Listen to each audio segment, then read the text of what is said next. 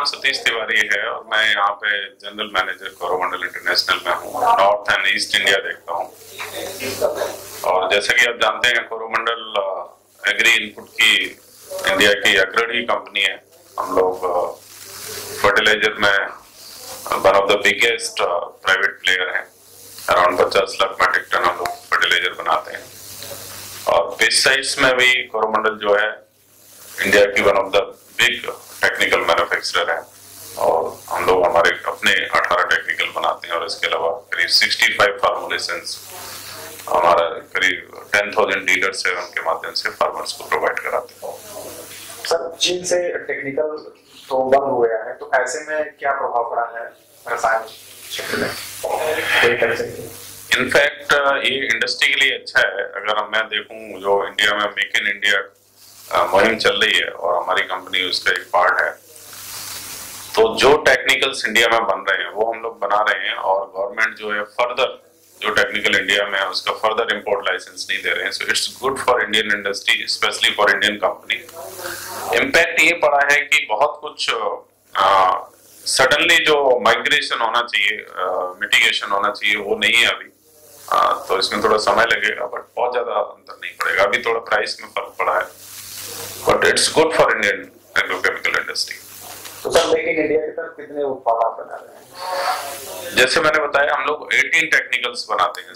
For example, जैसे हम mancozeb का टेक्निकल बनाते हैं and we are the one of the biggest mancozeb technical manufacturer in India. और ये प्रोडक्ट जो है कई कंपनियां पहले इंपोर्ट भी करती थी। तो जब से मेक इन इंडिया और ये नया रेगुलेशन आया तब से उनको नए इंपोर्ट लाइसेंस नहीं मिल रहे हैं और इट्स गुड। तो सर, एक्सपोर्ट क्या करते हैं, कितने देशों? कोरोमंडल एक्सपोर्ट करती है 60 कंट्रीज में। मेजर जो है वो लैटिन अमेरिकन कंट्रीज हैं, जैसे ब्राजील हुआ, जिसमें Brazil is the biggest export destination specially for mancozeb and other product, वो है। उसके बाद अफ्रीकन कंट्रीज हैं। और इंडिया में आपकी पहुंच कहाँ है? इंडिया में पान इंडिया हम लोग काम करते हैं अक्रॉस ऑल स्टेट। कोई भी ऐसा स्टेट नहीं है जहां हम लोग काम नहीं करते हैं, सब जगह काम करते हैं। जी सर, आपको क्या लगता है कि एग्रीकल्चर में अभी क्या चैलेंज है किसानों के लिए खासकर? चैलेंज है। जैसे आपको पता है central government, Modi government try कर रही है कि we have to double the farmers income by 2020। So 2020 तो 2 साल में आ जाएगा। और उसके लिए जो बेसिक कदम उठाने चाहिए वो तो अभी नहीं दिखाई दे रहे हैं। जैसे अगर देखेंगे अंडर जीएसटी इनपुट कॉस्ट जो है वो बढ़ गई है ना। पेस्टिसाइड्स पे भी अगर आप देखेंगे तो पंजाब, हरियाणा, तमिलनाडु में जहाँ वैट नहीं था, अंडर जीएसटी 6% प्राइस उसका बढ़ गया। इसी तरह से फर्टिलाइजर पे टैक्स हो गया, तो इनपुट कॉस्ट बढ़ गई है। सेम टाइम अगर आप देखेंगे मेजॉरिटी ऑफ कैश क्रॉप्स, उसका प्राइस जो है वो सही नहीं फार्मर को मिल रहा है। इस वजह से वो सफर कर रहे हैं और जो एग्रीकल्चर है वो इकोनॉमिक वायबल नहीं है। अभी रिसेंट एग्जाम्पल आप पोटैटो का देखिए, जो कॉस्ट ऑफ कल्टीवेशन है वो भी रिकवर नहीं हो रहा है। So marketing is major issue, crop insurance एक इशू है। these are the major challenges। मतलब फार्मिंग को कैसे इकोनॉमिक वायबल बनाए, फार्मर्स को कुछ बचे, वो एक मेजर चैलेंज। तो इसके लिए सर गवर्नमेंट से आप क्या अपेक्षा रखते हैं कि सरकार क्या करे? सरकार बेसिक जो इंफ्रास्ट्रक्चर है उस पर खर्चा करे। जो अभी रिसेंट बजट आया उसमें उन्होंने कुछ चीजें अनाउंस भी की हैं, जैसे कि बहुत सारा एरिया अनइरिगेटेड है तो इरिगेशन की फैसिलिटी बढ़ाए, ड्रिप इरिगेशन पे ज्यादा सब्सिडी दे, ठीक है ना।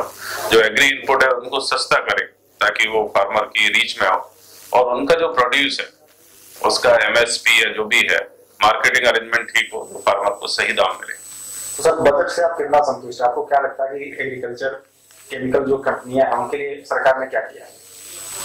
नहीं, बजट ठीक है। Actually this budget is more over you can say futuristic budget है। ये कोई टेम्परेरी फायदे के लिए इन्होंने बजट नहीं दिया।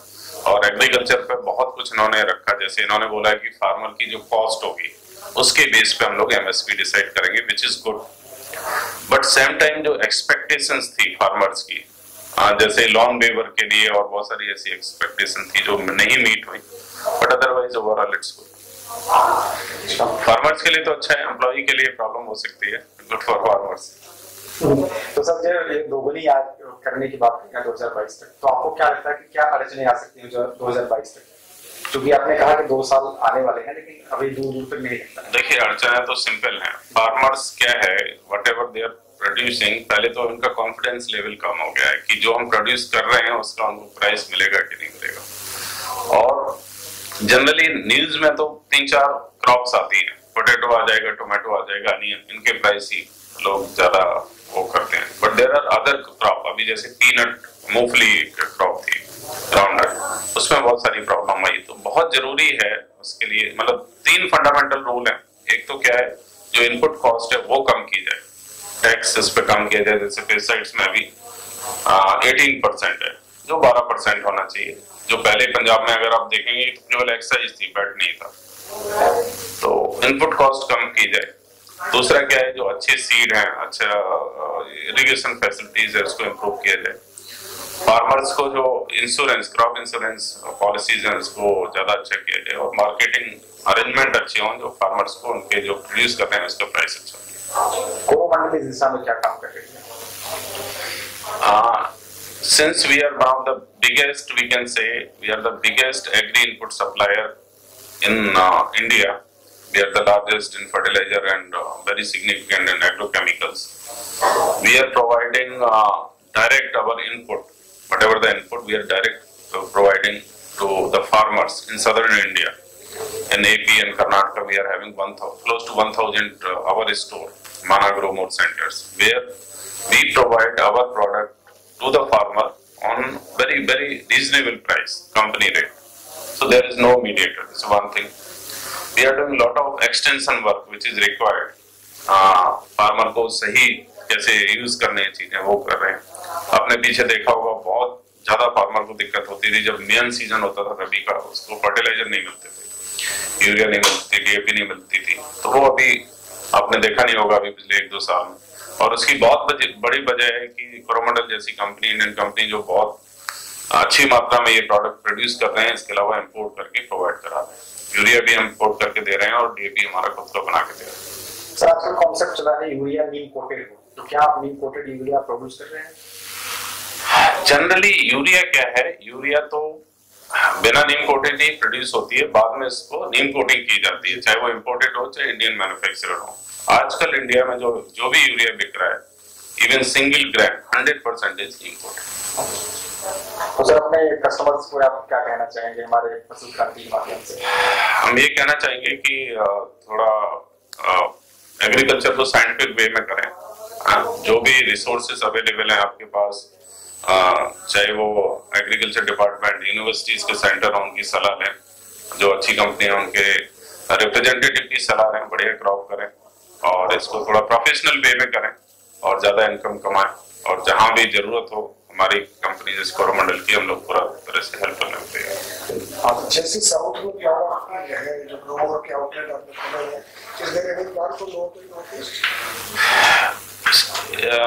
एकदम तो अभी नॉर्थ में नहीं है, क्योंकि अभी हम लोग महाराष्ट्र में जा रहे हैं। सो स्टेट बाय स्टेट, क्योंकि आपने देखा होगा जो रूरल रिटेल का कॉन्सेप्ट है लार्जली सक्सेसफुल नहीं हुआ। इससे पहले बहुत सारी कंपनियां, श्रीराम के थे, गोदरेज के थे, they were not that much successful because of there are very thin margins. If you see in FMCG also, even Pantaloon and all this Superstar, Big Bazaar, they are also not profitable.